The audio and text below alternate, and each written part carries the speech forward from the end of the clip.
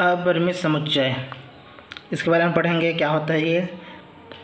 ऐसे समुच्चय जिनके अवयवों की संख्या अनंत हो, जिसे गिना नहीं जा सकता।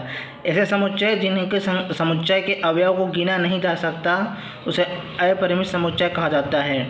जैसे कि क्या चीज़ को गिना नहीं जा सकता? जैसे हम बात करें विषम संख्या की बात करते हैं तो क्या होता है? ये भी इसको अनंत संख्या है, इसको गिन नहीं सकते। इससे 1, 3, 5, 7, 9, 11 इस प्रकार से चलता रहेगा, अनंत है ये। इसे अपरिमित समुच्चय कहा जाएगा। जैसे सम संख्या 2 है, 4 है, 6, 8, 10, 12 इस प्रकार से ये भी अनंत है। सम संख्या भी अनंत है, विषम संख्या भी अनंत है। इसको गिना नहीं जा सकता। मतलब ऐसे समुच्चय जिनके अवयवों को गिना नहीं जा सकता अपरिमित समुच्चय कहलाता है। इसको गिन सकते हैं क्या? कितने सम संख्या है? तो सम संख्या अनंत है, मतलब उसको अंत ही नहीं है, वो बहुत सारा है। यहाँ पर 12, मतलब लिखते लिखते एक पेज भी ख़त्म हो जाएगा, लेकिन एक पेज भर जाएगा लेकिन पूरा नहीं होगा लिखने में, और बाकी रहेगा। मतलब अनंत है, जिसको दर्शाया नहीं जा सकता। मतलब इसको कह सकते हैं अपरिमित समुच्चय जिनमें अवयवों की संख्या गिना नहीं जा सकता। अब अवयव तो बारे में पता होगा आप लोगों को, नहीं पता हो तो बता देता हूँ अवयव क्या होता है। साइड में कर देता हूँ अवयव। जैसे हमारे परिवार में कौन कौन होते हैं? माताजी होते हैं, पिताजी, भाई बहन, ये सब होते हैं ना, दादाजी, दादी जी। तो ये क्या होते हैं? परिवार का सदस्य। इनको क्या कहते हैं? इनको कहते हैं सदस्य। परिवार के ये लोग सदस्य हैं, ठीक है। कोई सर्वे करने आता है तो उनको अगर पूछता है कि आपके परिवार में कितने सदस्य हैं, तो कितने सदस्य इन्हीं को तो बताया जाएगा। माताजी, पिताजी, भाई बहन, दादा दादी जितने भी रहेंगे उन सभी को तो बताया जाएगा। तो उसी प्रकार इसको समुच्चय में लें। समुच्चय एक प्रकार का संग्रह होता है। सुपरिभाषित संग्रह को समुच्चय कहा जाता है, जिनमें जैसे 1 है, 2 है, 3 है, इस प्रकार से डेट कर दें कोष्टक। ये सर्पाकार कोष्टक के अंदर है, मतलब इसमें अनंत है, अनंत संख्या है, तो उसको कह सकते हैं। मतलब तो इन 1, 2, 3 इसे कहते हैं अवयव।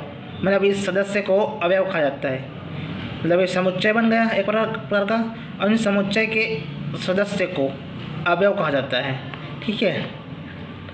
कोई समुच्चय है, जैसे ए नाम दिए समुच्चय है, इसको कर दिए 1, 2, 3 100। तो ये क्या हुआ? ये अवयव है, ये भी अवयव है। एक अवयव है समुच्चय ए का। इसको अगर प्रदर्शित करते हैं तो 1 बिलोंग्स टू ए, मतलब एक अवयव है एक समुच्चय ए का। तो उसी प्रकार से 2 को भी लिखते हैं 2 बिलोंग्स टू ए, मतलब जो 2 है वो समुच्चय ए का अवयव है, इस प्रकार से कह सकते हैं इसको। तो ये तो हालांकि ये परिमित समुच्चय नहीं, परिमित समुच्चय है, अपरिमित समुच्चय नहीं है, ये परिमित समुच्चय है। लेकिन हम इसमें अवयव को समझ रहे हैं ना, तो इसके लिए हम अवयव को समझ सकते हैं। इसमें इस प्रकार से लिखते हैं। अगर अवयव का सदस्य नहीं होगा, जैसे इसमें क्या है 102 नॉट बिलोंग्स टू ए, मतलब समुच्चय ए में 102 अंक नहीं है। यहाँ लिखा ना, मैं 1 से 100 तक लिखा हूँ मैं, तो 102 इसमें नहीं है। मतलब इसको नॉट बिलोंग्स टू क्रॉस कर देते हैं। इस पर बिलोंग्स टू मतलब ये चिन्ह है, बिलोंग्स टू मतलब सी कर देते हैं, सी और बीच में हल्का सा चिन्ह लकीर, तो ये होता है belongs to, not belongs to.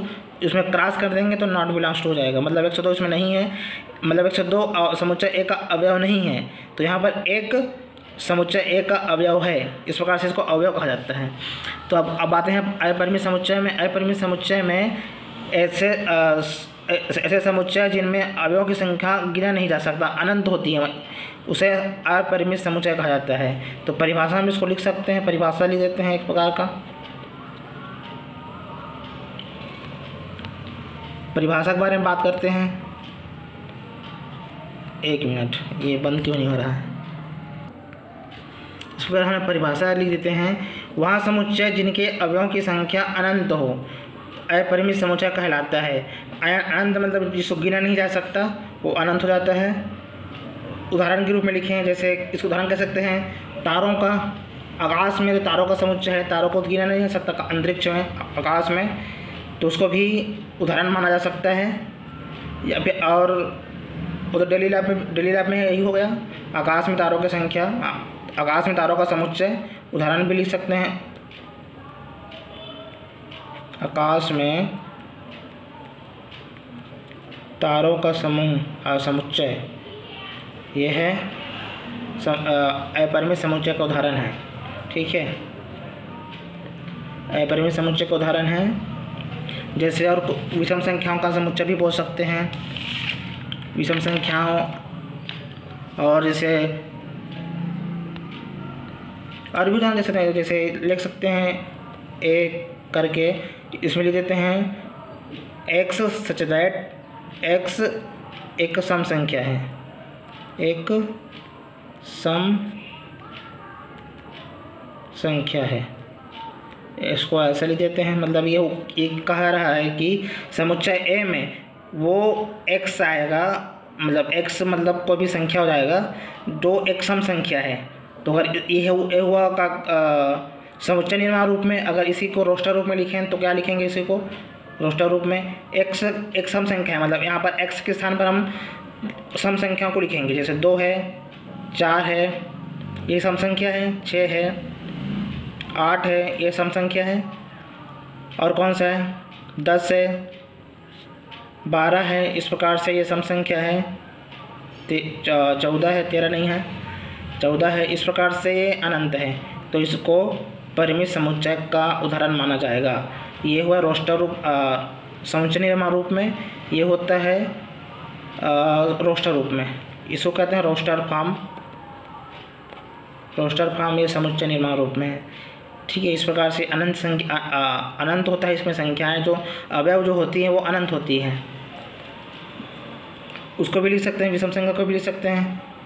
X such that x एक विषम संख्या है, विषम संख्या है।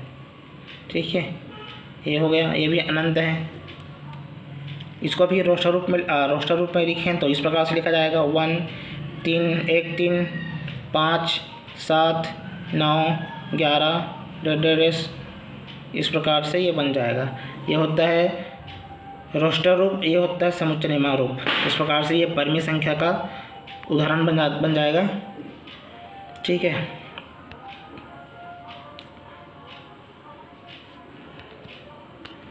इस प्रकार से हम लोगों ने परिमित समुच्चय का उदाहरण देखे, परिभाषा देखें। ठीक है, विषम संख्या है, इसको कहते हैं अपरिमित संख्या बोल देते हैं, इसको भी अपरिमित संख्या बोल देंगे, क्योंकि उसमें संख्या को गिना जा सकता, कितने संख्या गिना नहीं जा सकता, वो अपरिमित समुच्चय होता है। जैसा यहाँ पर मैंने लिखा 1 2 3 100, मतलब इसको गिना जा सकता है ना, 100 तक की पहाड़ा है, मतलब 100 तक इसको गिना जा सकता है। गिनने में टाइम लगेगा, लेकिन गिना तो जा सकता है। इसमें चाहे 1 करोड़ हो 2 करोड़ हो, तो गिना तो जा सकता है। तो उसको परिमित संख्या अपरिमित संख्या नहीं कहेंगे, मतलब अपरिमित संख्या नहीं कहेंगे, क्योंकि इसको गिना जा सकता है। 100 तक की संख्या तो गिना जा सकता है, तो इसको अपरिमित समुच्चय का उदाहरण नहीं है ये वाला। ये अपरिमित का समुच्चय का उदाहरण नहीं है, केवल अवयव को बताने के लिए मैं इसको उदाहरण लिया था। ठीक है, ए बिलोंग्स टू एक बिलोंग्स टू ए, मतलब जो ए है, एक है, वो समुच्चय ए का अवयव है, ऐसे दर्शाया जाता है इसको। तो इस प्रकार से अपरिमित समुच्चय के बारे में पढ़ें, परिभाषा देखें, उसको कुछ उदाहरण भी देखें। इस प्रकार से उम्मीद करता हूँ कि आप लोगों को समझ आ गया होगा। आज के लिए इतना ही।